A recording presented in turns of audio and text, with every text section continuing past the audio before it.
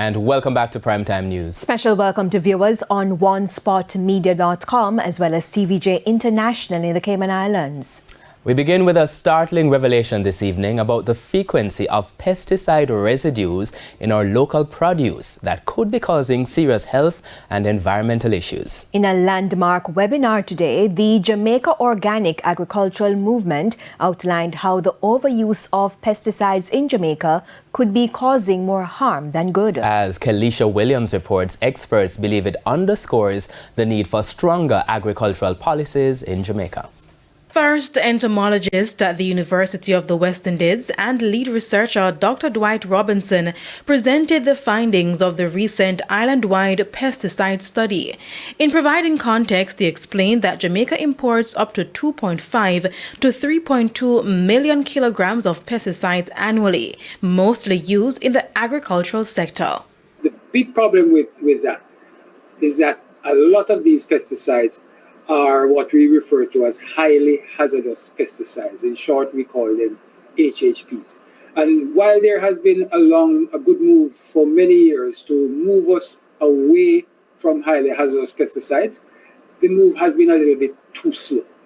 Dr. Robinson said those pesticides linger in the environment for a very long time and can cause serious health and environmental issues. As a result, the Jamaica Organic Agricultural Movement, JOM, and several other private and public sector partners have been conducting an island-wide study to find out how pesticide overuse in Jamaica is impacting our food system.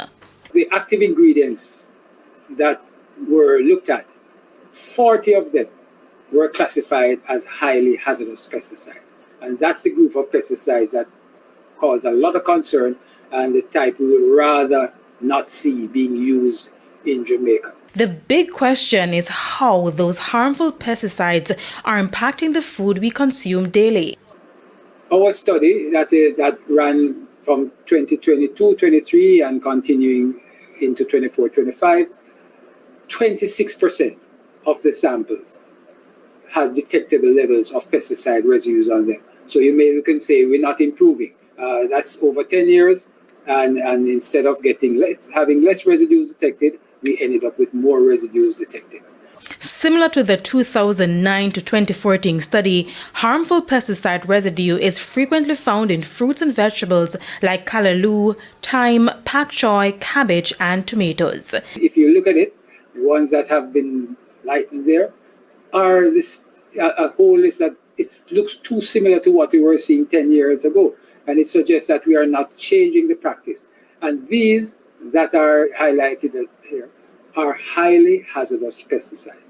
In going further, co-owner and farmer at Stush in the Bush, Christopher Binns, explained that organic farming is the way to go, which means no pesticide or chemical fertilizers. However, the policies that we have in this country that allow these chemicals to come in, that actually encourage these chemicals to come in. So if I'm buying a seed, for instance, and let's start with the seed, one of the main issues that we have with going organic in Jamaica is that you cannot buy organic seeds nowhere on the island of Jamaica.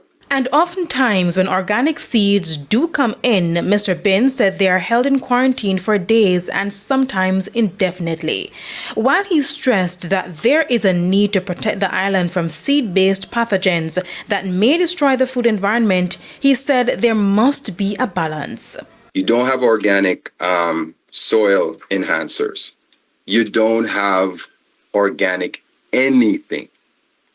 We don't have an organic sector that is codified into our policies so that farmers that claim to be organic or growing organic have a set of guidelines that guide them to getting to becoming organic. Which is why he believes there needs to be policy changes to make it easier for farmers to grow organically and get access to the right resources to protect their crops without using harmful pesticides. It is hoped that when the study is completed, the findings will be used to implement those policy changes, among others. Kelisha Williams, TVJ News.